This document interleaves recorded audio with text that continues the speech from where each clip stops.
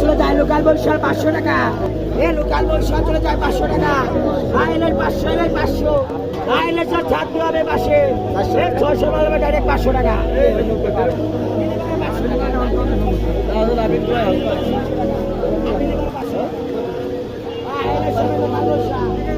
এখন দেশের বাড়িতে হাট বাজারে প্রচুর ইলিশের সমারোহ,